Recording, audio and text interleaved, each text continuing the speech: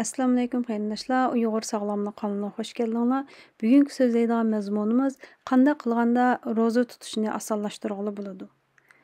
Yaqinqi yillardan beri roza tutishning odam badaniga bo'lgan ta'siri to'g'risida har xil tadqiqotlar ilib berilgan bo'lib, bu tadqiqotlar natijasida tadqiqotchilar roza tutishning odam badanining sog'lomligi uchun kam bo'lsa bo'lmaydiganligini isbotlab, buni o'zlarining ta'sir doirasida keng tashviq qilmoqda.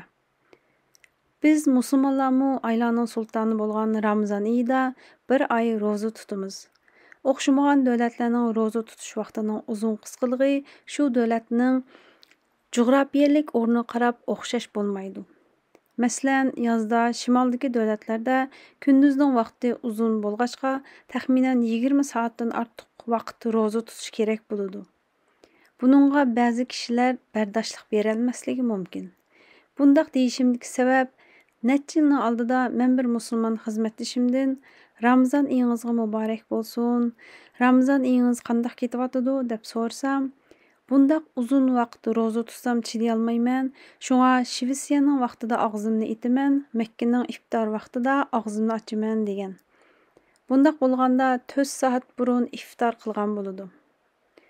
Undaq bo'lsa, qanday qilganda roza tutishni osonlashtirg'ili bo'ladi?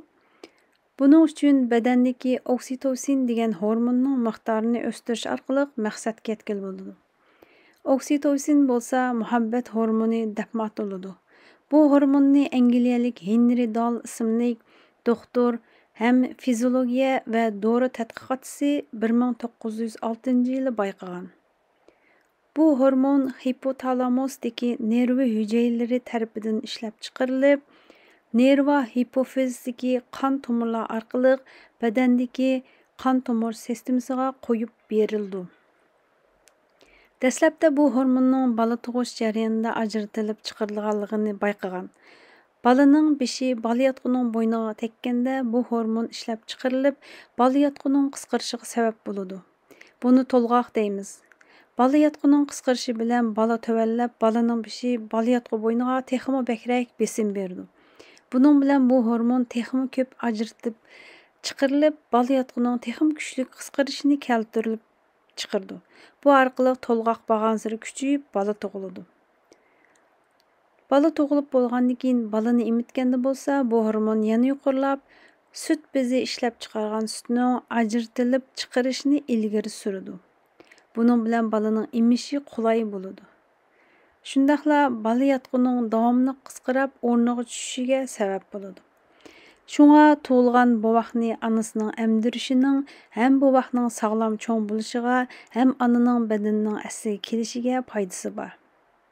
Bu hormonni bola tug'ish, bola emitish jarayonida bayqaganlik uchun dastlabda buni ona bilan bolalarning mehrini bog'laydigan hormon deb atagan. 1963-yildan boshlab oksitosinning metabolizmga ko'rsatgan ta'sirini tadqiq qilishga boshlagan bo'lib, bu vaqtda oksitosinning bo'lsa to'qilmalarning va iskelet muskullarining qondagi shakarni, ya'ni glikozni qabul qilishini kuchaytirib, badandagi maylarning parchalanishini ilgari suradiganligini, shundaqla badanning insulinga bo'lgan sezgirligini yuqori ko'tarilganligini bayqagan.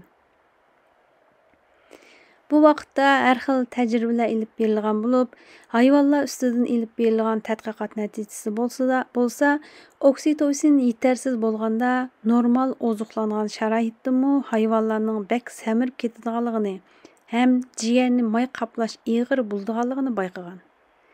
İnsanlarning ustidan ilib berilgan tadqiqot natijasi bo'lsa, samirib ketgan diabet kasali va yurak qon tomir kasaliga giribdor bo'lganlarning badanida bo'lsa, oksitosinning miqdori bek to'g'ri bo'ladiganligini bayqagan. Yaqinqi zamondagi bir tadqiqotda bo'lsa, oksitosinni burundan purkab berish orqali badandagi bu hormonning miqdorini yuqori ko'targanda, samirib ketganlarning og'riqlashini ilgari surganligini, badanning insulinga bo'lgan sezgirligini oshirganligini, oshqozon osti bezi hujayralarining funksiyasi va inkosini yaxshilaganligini bayqagan. Oksitosin bo'lsa hormonlardan insulin bilan kortisol miqdorining normaldan yuqorilab ketishini to'sadi. Bizning badanimiz muvofiq miqdordagi kortisolga ehtiyojli. Biroq normaldan yuqorilab ketsa, badandagi har xil a'zolarga salbiy ta'sir ko'rsatadi. Bu sababli har xil kasalliklarni keltirib chiqaradi. Oksitosin kortisolni muvofiq holatda saqlab, kortisol sababidan bo'ladigan ansizlik va andishini tuvallatib, ruhiy kayfiyatni yaxshilaydi. Ham kortisol ta'sir qiladigan boshqa hormonlarning normal xizmat qilishini saqlaydi. Oksitosin insulinni kontrol qilish orqali qo'saq ochgan vaqtdagi beoromlikni yo'qotadi, ham ishtayni tutadi. Buning bilan uzun vaqt och holatda qiynalmay turg'ili bo'ladi. Unda bo'lsa, diabet kasali, qandagi may miqdori yuqori bo'lganlar va semizlik sababidan ro'za tutishga qiynalganlar oksitosinning badandagi miqdorini yuqoritish orqali ochliqdagi beoromlikni pasaytib, ro'za tutishni osonlashtirg'ili bo'ladi. Ro'za tutish osonlashgandan keyin Ramazonda ro'za tutgandan boshqa yana davomliq, ya'ni haftada 2 qatim yoki bo'lmasa har oyda 3 kun ro'za tutib bersa, buning odam badaniga bo'lgan foydasi albatta nihoyatda cho'ng bo'ladi. Tövəndə biz oksitosinni tabiiy yuqoriltadigan tibbiy sohada unumi bor deb isbotlangan usullarni so'zlaymiz. Birinchisi quchoqlash. Balangizni, bir tuqqan qarindoshlaringizni, ota-onangizni, yaxshi ko'rgan kishilaringizni quchoqlang. Kuniga oz deganda 8 qatim, har qatimda 10 sekund. Bu usulni psixologiyalik davolashdimi unumi bor deb ishlatadi. Ikkinchisi, boshqalarga "Men sizni yaxshi ko'rmayman" degan so'zni ishlatish. Bu so'zni ishlatganda bo'lsa, bu hormonning miqdori yuqorilaydi. Shunga turmushingizga yaqin kishilaringizga ularni yaxshi ko'radiganligingizni davomli ifodalab turing. Masalan, ayollar bir-biriga, ota-onalar bolalarga, bolalar bo'lsa ota-onalarga o'zlarining ularni yaxshi ko'radiganligini isbotlash orqali bu hormonni yuqorilta oladi. Üçüncüsü, hayvanlarga mehr shafqat ko'rsatish orqali bu hormonni yuqorilatqili bo'ladi. To'rtinchisi, yaxshi ko'rgan do'stlaringizga yoki turmushingizga yaqin kishilaringizga hadiya berish orqali bu hormonni yuqorilatqili bo'ladi. Hadiyani qabullovchi taraf xush bo'lsa, hadiya berguchining badanida sog'lomlikni oshiradigan oksitosin degan hormon yuqorilaydi. Undan boshqa yana Qur'on o'qish, qo'shni qo'lim va do'st birodarlarga Ramazonda iftorlik dasturxon silib, ular bilan hal munglashish, hojati borlarning hojatidan chiqish, sadaqa berish, igi chaqsiz kishilarga yordam qilish, yolg'iz yashaydigan yashanganlarning holidan xabar olish, xayr-saxovat ishlarini qilish qatorliqlarmi oksitosinni tabiiy yuqoriltadigan ish faoliyatlarga kiradi. Yuqorida tilga ilinganlarning hammasi bo'lsa, musulmonlarda bo'lishga tegishli islom axloqi va musulmonlarning ergashadigan sunnati.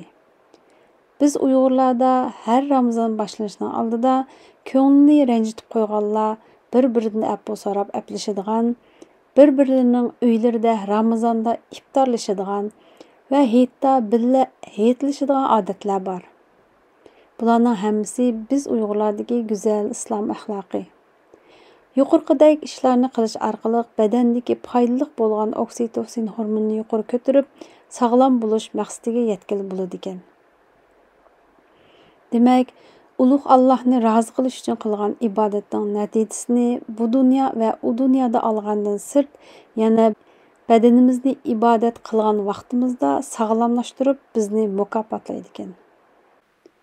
Shunga davomli ro'za tutishni ham sadaqa berishni davomlashtirishni unutib qolmang. Ramazon oyingizga muborak bo'lsin. Yangi mazmunlar bilan ko'rishguncha Allohga omonat. Xayr xo'sh.